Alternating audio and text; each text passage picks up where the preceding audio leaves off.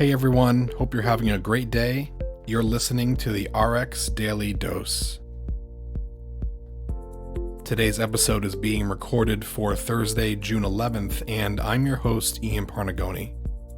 We update this podcast for healthcare providers, medical professionals, and anyone who has an interest in drug updates.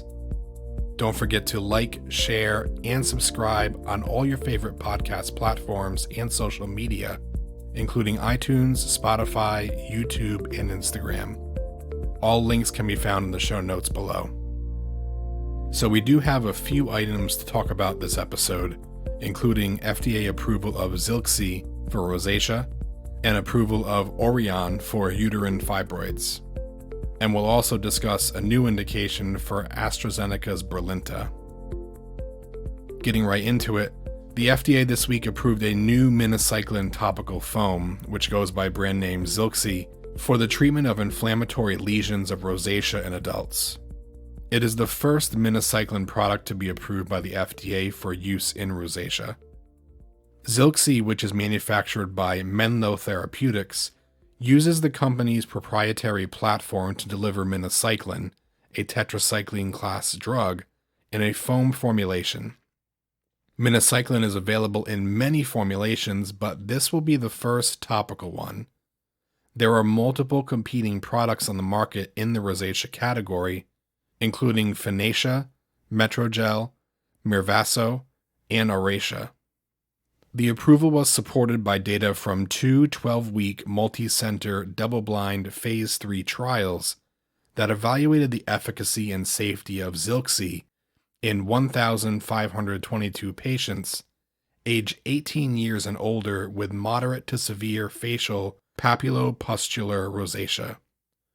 Patients were randomized 2-to-1 to receive either Zilxi once daily or a topical placebo, and were not permitted to use other topical or systemic medications to treat inflammatory lesions of rosacea during the trial. Results showed that both studies met the primary endpoint of achieving statistically significant improvement with Zilxi compared with the topical placebo. In a combined analysis of both studies, Zilxi was associated with a significantly greater reduction of inflammatory lesion counts at week 12 versus the topical placebo. Moreover, a greater proportion of patients treated with Zilxi achieved treatment success of clear or almost clear at week 12 compared with placebo. With regard to safety, Zilxi was well tolerated among the study participants. Zilxi will most likely not be the first-line therapy for rosacea, but may be used as an adjunct therapy or in combination with oral minocycline.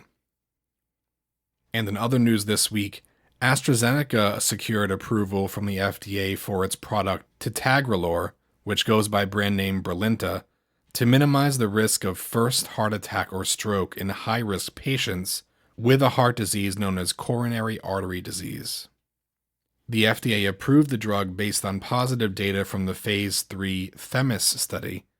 According to the company, the study demonstrated a significant reduction in the primary composite endpoint of major adverse cardiovascular events at 36 months with aspirin plus Brilinta 60 milligrams versus aspirin alone in patients with coronary artery disease and type 2 diabetes at a high risk of a first heart attack or stroke.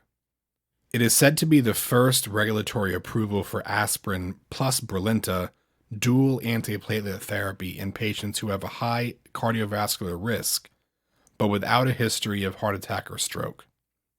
Brilinta is an oral, reversible, and direct-acting P2Y12 receptor antagonist, which works by prohibiting platelet activation. AstraZeneca-sponsored Themis trial is a multinational randomized and double-blinded phase 3 study in patients with coronary artery disease and type 2 diabetes, with no prior heart attack or stroke.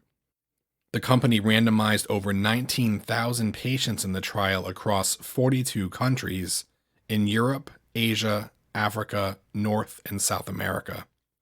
Regulatory submissions to extend the approved indication for Brilinta based on the Themis study are also under regulatory review in the EU, Japan, and China.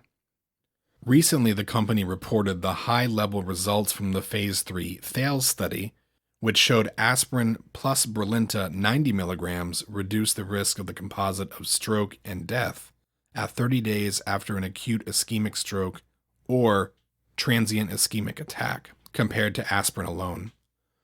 AstraZeneca secured approval for Brilinta in over 110 countries to prevent arthrothrombotic events in adult patients with acute coronary syndrome, while in more than 70 countries for the secondary prevention of cardiovascular risk.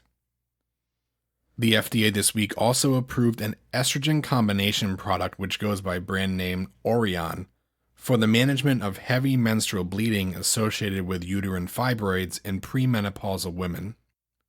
Oriahnn is an estrogen and progestin combination product consisting of elagolix, which goes by brand name Orlissa, and estradiol 1 mg and norethindrone acetate 0.5 mg in capsule form and co-packaged for oral use.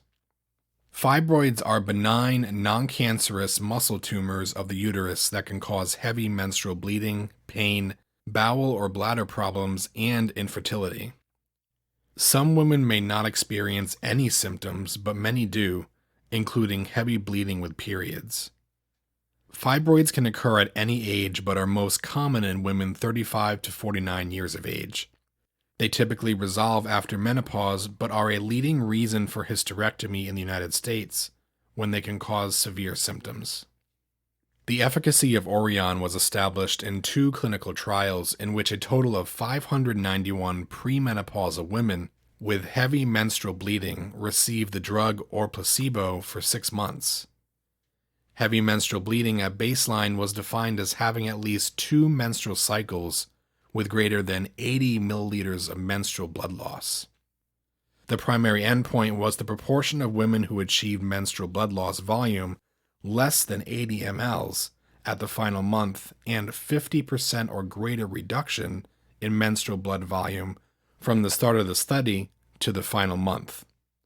In the first study, 68.5% of patients who received Oriahnn achieved the endpoint compared to 8.7% with placebo. In the second study, 76.5% of patients achieved the endpoint compared to 10.5% in placebo. Oriahnn may cause bone loss over time, and the loss in some women may not be completely recovered after stopping treatment. Because bone loss may increase the risk of fractures, women should not take Oriahnn for more than 24 months. Healthcare professionals may recommend a bone density scan when starting women on Oriahnn and periodically while on treatment. The most common side effects of Oriahnn were hot flashes, headache, fatigue, and irregular vaginal bleeding. The drug label for Oriahnn includes a boxed warning about the risk of vascular events and thrombotic or thromboembolic disorders, especially in women at increased risk for these events. Patients should stop Oriahnn if a blood clot, heart attack, or stroke occur. Oriahnn is contraindicated in women with a history of or current blood clots and in women at increased risk for blood clots, including women over 35 years of age who smoke, or women who have uncontrolled hypertension. Other contraindications include known osteoporosis, a history of or current breast cancer, or other hormonal sensitive cancers. Oriahnn may also increase blood pressure, which should be monitored in women with controlled hypertension during treatment with Oriahnn. Patients are advised to seek medical attention if they experience suicidal ideation or behavior, new onset or worsening depression, anxiety, or other mood changes. Patients taking Oriahnn may experience hair loss.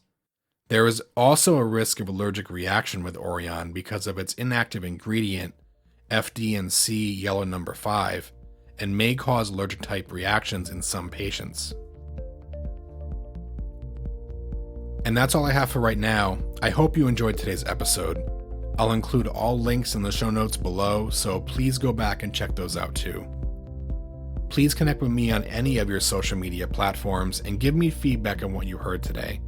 I'd love to know what you thought about the episode. And as always, feel free to like, share, and subscribe wherever you listen to your podcasts. And thank you so much for tuning in. I hope you enjoy the rest of your day.